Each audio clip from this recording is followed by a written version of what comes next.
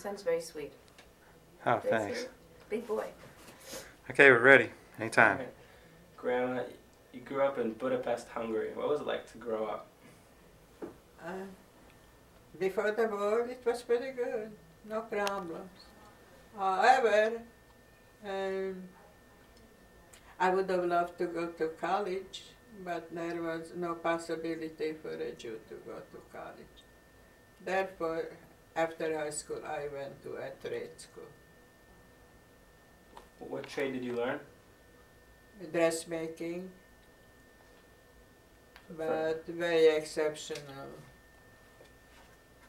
very expensive things. What was it like to grow up as a Jew? And before up till Hitler, it was not big of a problem. So that's until now. Up till my early teenage year, I had no problem. So around, it was till 1933 or 1939? Yeah. Until 1933? In the 40s it started because somewhere else started earlier than in Budapest.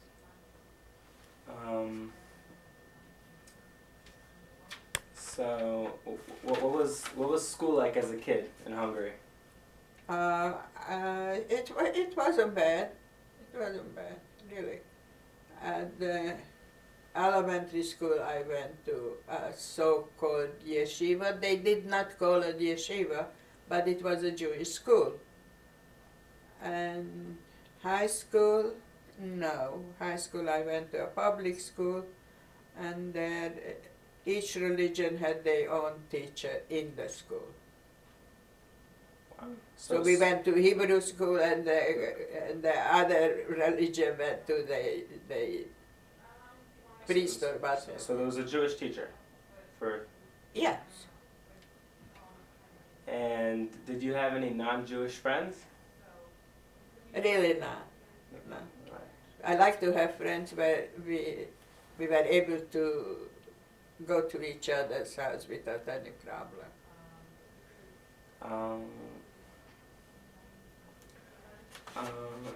When did you start wearing a yellow star? The yellow star when the Germans came into Hungary. It was on a Sunday, announced on the radio that our muzzle started, what shall I tell you? And then it started the Taurus. Can you tell me about your We had on the building a yellow star. It was limited time to get in and out of the building, especially because our superintendent was very happy to be making problems. Did the community in Hungary cause problems to the Jews? No.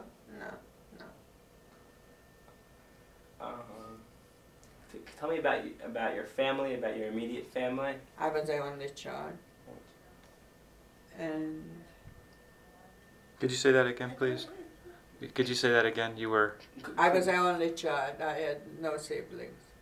Can you tell me about your parents and about your grandparents? My father was a traveling salesman, and my mom was a homemaker. And your grandparents? I knew from my mother's side the grandparents. From my father's side, they perished much before any problem started. Can you tell me about your grandparents on your mother's side? On my mother's side, they were very religious. And my grandfather, when I met him the first time, was already in the age where he was retired. My grandmother occasionally did some work from the house. She was a special shirt maker, costume-made shirt maker at home. Could you tell me, you told me once that your grandfather shaved all his hair off. That's So- not was, but that was not my grandfather. That was my father. That was your father. When he came to this country. So that he He wouldn't have took to off come. his mustache. He wanted to arrive young. But you told me that he shaved his hair off so that he wouldn't have to comb on Shabbos. Oh, that's correct. That's correct. That was your father. Yeah. It was your grandfather? Or That was my grandfather from my mother's side. Yes. Can you tell me about Shabbat on... Shabbat, it was different than here because we had somebody who came Shabbos to make fire or light. It was pre-arranged once and for all. And they came in and they made fire. And the chocolate wasn't on the pot, it was by the bakery done. Which one was wonderful because we had a bakery in the building where we lived. And how is it different than Shabbat by us? I mean, was there singing? How was it like? It's no comparison. It is much more freedom than it was. People did not go in yarmulkes on the street, for instance. Okay? We couldn't show that we are proud to be a Jew. That's the truth.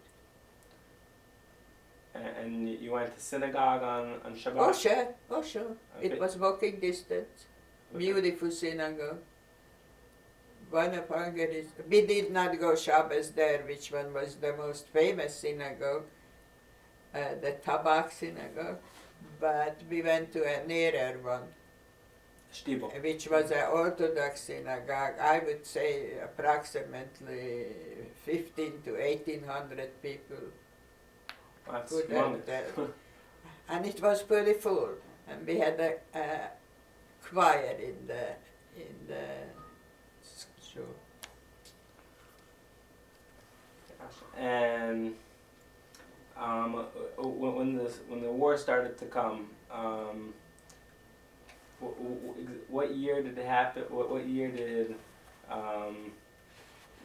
did it start to affect you, and how did it affect you? How did I affect me? Picture yourself being a teenager and you have limited hours to go to the street. Like, we were able to get out like 10 a.m. till like, I don't recall exactly, about till 3 or 4 p.m.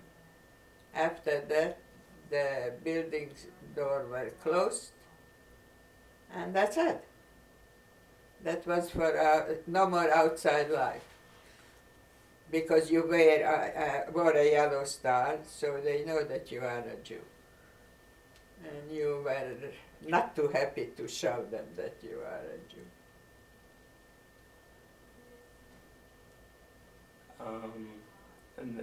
And can you tell me when did you remember your friends starting to be taken away?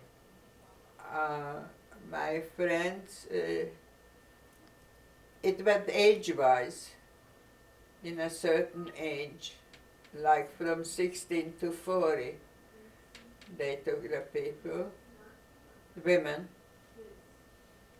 because men wasn't around anymore, and they took us to a field by walking, and from there they selected people who went left or right, who went to Germany, who were able to go back to Budapest.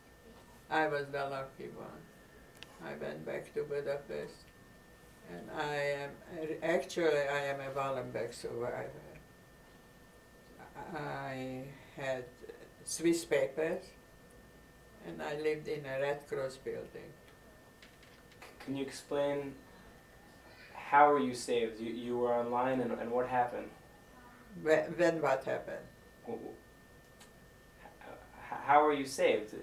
You were online. I who was saved living you? in that building, that's how I was saved. Who told you about Wallenberg?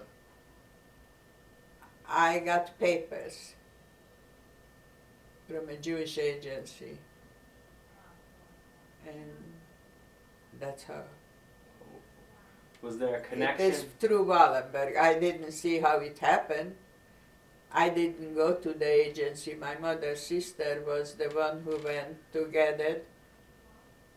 And a lady from my building who came from a mixed marriage. She was the guy, and my mom gave her money, and she came to the place where there was the selection.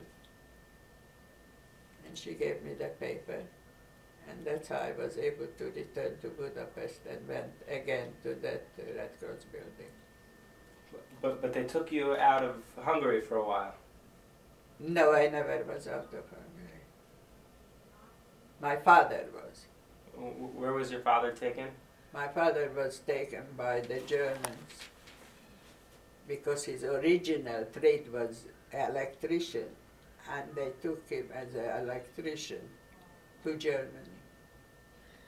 Can you tell me some stories about your father that you heard about when he was in the camps? They did not hurt him, but he didn't have a wonderful life there. There were maybe 10 people who did the same work as he did. And he stayed there till the Germans actually ran away. And What did he do? he was an electrician man. I will tell you what he was doing. There was electric wires put on his body, and as he walked, the wire was rolling out. That was his job. And Some job, right? some job. And so when the war was over, Yes. and you, what happened after the war? Where did they take you? After the war, I walked home to my old apartment. It was practically empty. The goyim from the building, they took out whatever it is. And I was a tough teenager. I went to apartment, and I claimed back what belonged to us. But I really was very tough, not like today, much tougher.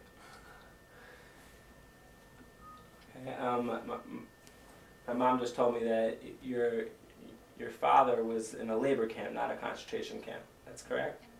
He worked for the Germans. Your And- grandfather was in concentration camp in Buchenwald. Can you tell me about? I don't know about it because I never knew him that time. But he was there 11 and a half months exactly. And how many camps did Grandpa go to? Only Buchenwald, as far as I know. And do you know what he? Eli Wiesel was with him. They came from the same town. They were liberated on the same day, right?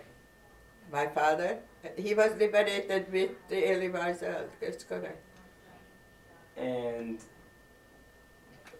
do you know any stories about Grandpa's experience in the concentration camps in He wasn't Buchenwald? in a concentration. In Buchenwald?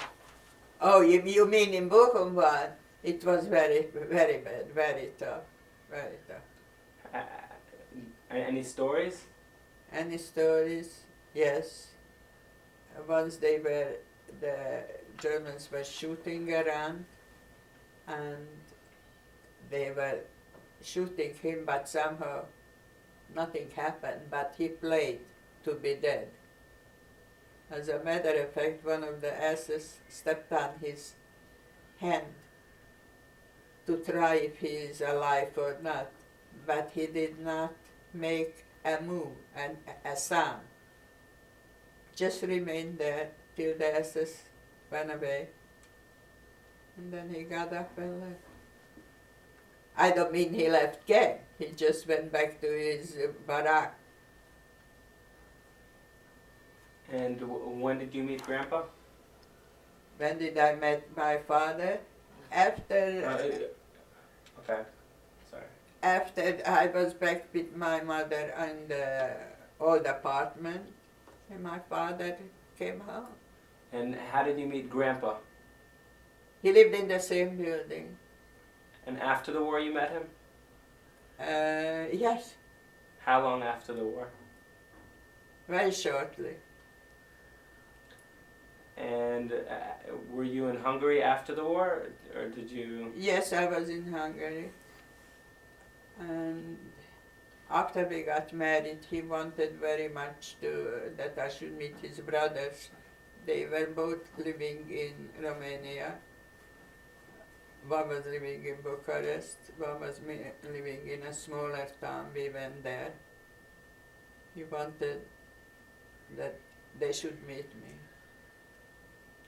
And after that, we escaped from Hungary, and we were first a couple of days in Vienna in the Rothschild Hospital, and after that we went to Wasserburg, Germany, to a camp. And we waited there approximately 20 months to be able to come to the United States. Can you tell me about Grandpa's brothers who were killed and their families, if you know? After the war, only remained two of his brothers. As I told you, one lived in Bucharest, one lived in somewhere else in Romania. And the one who lived in Bucharest came to the United States. The other brother went to Israel. And what were their names? Who went to Israel, you knew him, maybe Uncle Itzik, yes, and his wife Beji. And the other one, I don't know if you recall him, it was Emil, and his wife's name was Renee. And he came to this country, and he wasn't happy, he wasn't successful, so he went to Israel. And since he had a heart condition, the climate wasn't good for him in Israel, and being there less than a year, he passed away there. Can you tell me about Grandpa's other brothers and their They all families? perished. They all perished. They perished with their families, Yeah. and his All, mother and father. they and were his, all in the Holocaust. What? his mother and father also perished. Yes. In, I never met my in-laws. And do you know where I they perished? didn't. I